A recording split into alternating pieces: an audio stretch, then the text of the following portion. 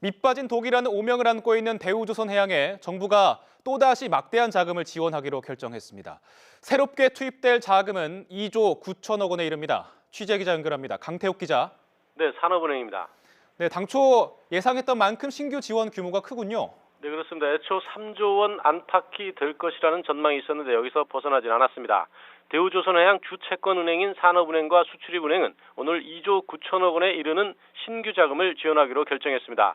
두 국책은행이 반반씩 나눠 맡기로 했습니다. 논란이 됐던 지난 2015년 10월 청와대 서별관 회의에서 결정된 4조 2천억 원 지원에 이어 이번에 또다시 막대한 자금이 들어가는 겁니다. 2015년부터 투입된 신규 자금만 무려 7조 원이 넘습니다. 금융당국이 지난 1월 회계 분석 작업을 벌인 결과 대우조선해양의 부족 자금은 최대 5조 1천억 원이라고 결론을 내렸습니다. 2015년에 지원 결정한 4조 2천억 원 가운데 현재 4천억 원 정도만 남아있는 상태입니다. 정부는 2015년 지원 결정 이후 특혜 논란이 계속되자 더 이상 추가 지원은 없다고 여러 차례 밝혔는데 이번에 또다시 막대한 지원을 하기로 결정한 겁니다. 결과적으로 자금 수요에 대한 예측도 구조조정에 이은 정상화도 실패한 셈이어서 이에 관여한 당국자들에 대한 책임 소재 논란이 이어질 수밖에 없을 것으로 보입니다.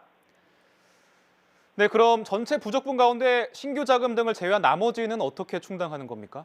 네, 최대 부족 자금 5조 1천억 원 가운데 신규 자금 2조 9천억 원과 2015년에 투입된 자금 가운데 현재 남은 4천억 원 등을 빼면 1조 5천억 원 정도가 남습니다. 이 부분은 기존 회사채 만기를 연장하거나 출자 전환을 통해 메우기로 했습니다. 산업은행과 수출입은행이 100% 출자 전환을 하고 시중은행은 80% 출자 전환과 회사채 20% 만기 연장, 그리고 일반 회사채 보유자는 50% 출자 전환과 회사채의 50% 만기 연장 계획을 발표했습니다. 출자 전환과 회사채 만기 연장이 이뤄져야 오늘 발표한 신규 자금 2조 9천억 원을 지원하게 됩니다. 이에 따라 대우조선해양은 다음 달 사채권자 집회를 열고 동의를 받는 절차를 밟습니다. 이 과정에서 3분의 2 이상이 동의해야 하는데 끝내 동의를 얻지 못하면 대우조선해양은 강제적인 구조조정 작업에 돌입할 수밖에 없다는 게 금융당국의 설명입니다. 지금까지 산업은행에서 YTN 강태욱입니다.